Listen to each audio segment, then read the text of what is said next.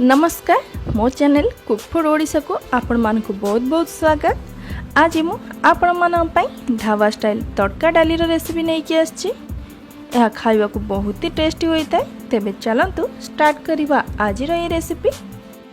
तड़का बनेया पई एठी मु मिक्सचर बा तड़का डाल 2 कप नेछि। यह बहुत आराम से मार्केट रे मिल जाई थाए। तड़का रे बुट डाल परिमाण टिके अधिक रहिले बेसी भल लगी थाए। सेथिपाई मु एठी हाफ कप बुट डाली मध्य नेछि। आ ए सब को भल भाबे धोई 3 रु 4 घंटा पई पानी रे बतुरे की रखी नेछि। तो एठी मु एही कप रे मापी की 2 कप तड़का डाली नेछि आ हाफ कप बुट डाली की नेछि। पाखापाखि ये 300 रु 350 ग्राम डाली हबो। एबे प्रथमे आकु सिजाई नबा। सेथिपाई एठी मु गोटे प्रेशर कुकर नेछि। एबे एथिरे बतुरे की रखिथिबा डाली को देई दबा। आउ डाली अनुसार एथिरे पानी को दबा। पानी हमकु एमिति दबार अछि जेमिति डाली भल भाबे बुडी जिवो। ता सहित देई दबा एथिरे स्वाद अनुसार लूण। आउ आकु कवर करिकी एथरा गैस रे बसाइबा। आउ आकु मीडियम फ्लेम रे 3 रु 4 हुइसिल आसिया पर्यंत छाडी दबा।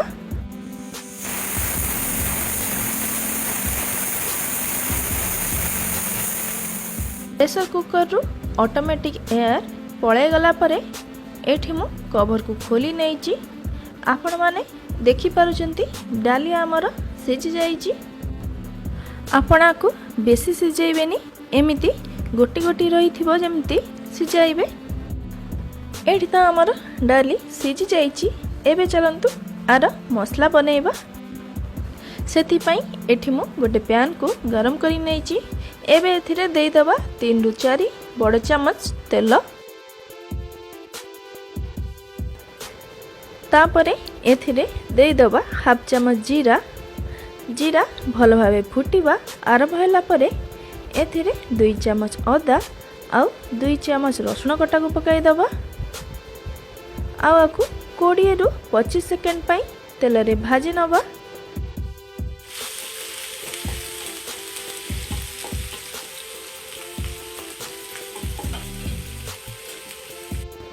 अदा रसुण एठी हल्का भाजी हो आसलाणी।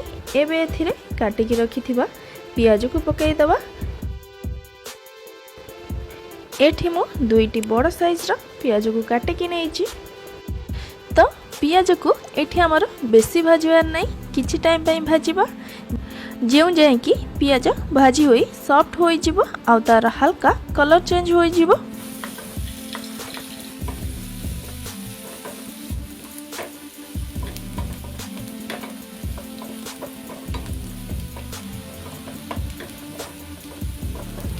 पियाज एठी भाजी होई गलाणी। एबे एथिरे गुंड मसला पकाइबा। सेति पई एबे गैस रो फ्लेम को लो करि दबा। आउ एथिरे पकाइबा हाफ चम्मच हल्दी गुंड, हाफ चम्मच लंका गुंड आउ गोटे चम्मच धनिया गुंड। आउ ए सब को भल भाबे गोळाई की किछि सेकंड पई लो फ्लेम रे भाजी नबा।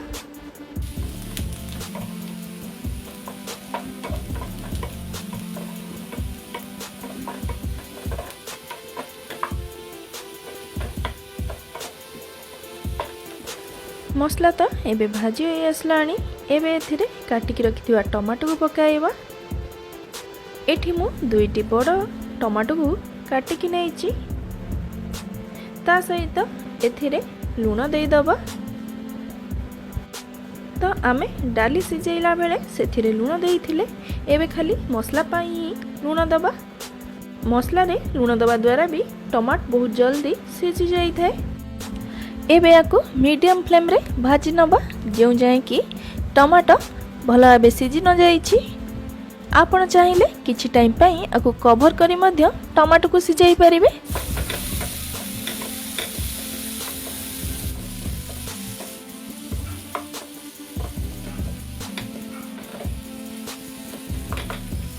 एबे देखंतु टमाटो एठी हमर भल भाबे भाजी होई सिझि जाईछि।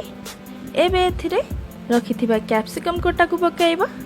एठी मु फाळे कैप्सिकम को छोट छोट करी काटिकी नहीं ता सहित एथिरे दबा गोटे पिंच अजिनामोटो। एटा खाली टेस्ट पाई आपण चाहिए स्किप मध्य करि परिबे।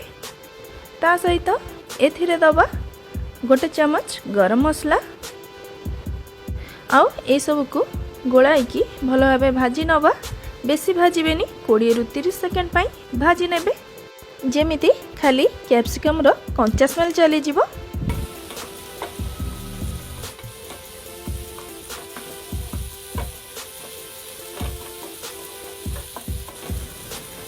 तापरे लास्ट को एथिरे दे दबा गोटे चमच कस्तूरी मेथी। मुझे कंचा कस्तूरी मेथी नहीं भाजी की नहीं आ ए सब को भल भाव मिसाई नवा।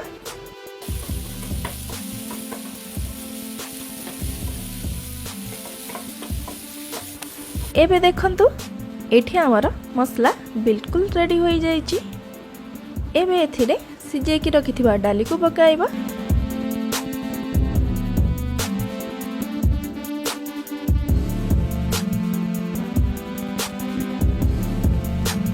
एठी मु सबु डाली को पकाई साइछि। एबे ए सब को भल भाबे गोलाई की मिसाई नबा।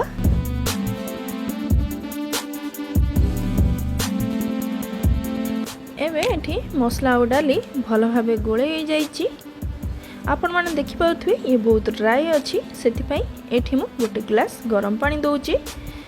आपणकर डाली रे पानी थिबो ताहाले आउ पानी न देई सेमिति ही गोळाई नेबे।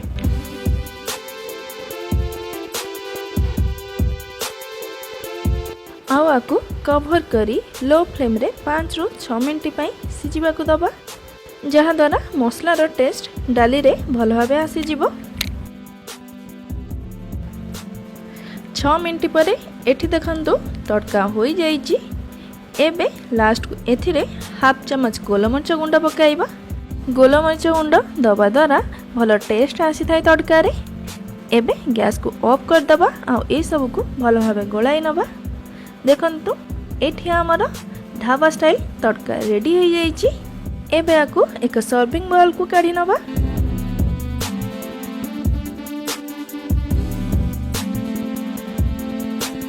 एठी हमर तड़का रेडी हो जाइछि। आपण आकु एमती खाई परिबे किंतु आकु आहुरी टेस्टी और सुंदर करिया पई आमे एथिरे छुंक लगाइबा। सेथि पई मु पैन रे देई दोछि गोटे चमच घी हल्का गरम हो गले एथिरे देई दबा कंचा लंका कटा। एबे गैस को ऑफ कर दबा। तापरे एथिरे देई दबा अल्प लंका गुंड आउ आकु भल भाबे गोलाई नबा। एबे हमर छुंक रेडी हो जाइछि। एबे आकु तड़का ऊपर पकाइबा।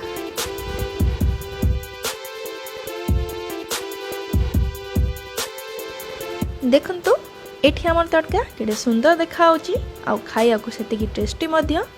तो आपण को घरे निश्चिंत थरे ट्राई करंतु। आशा करुछि आपण मानको निश्चिंत पसंद आसीबो। जदि भल लागे तेबे चैनल को लाइक शेयर आउ न्यू रेसिपी वीडियो देखिया पई चैनल को सब्सक्राइब करिया को जमारे भूलिबेनी। धन्यवाद।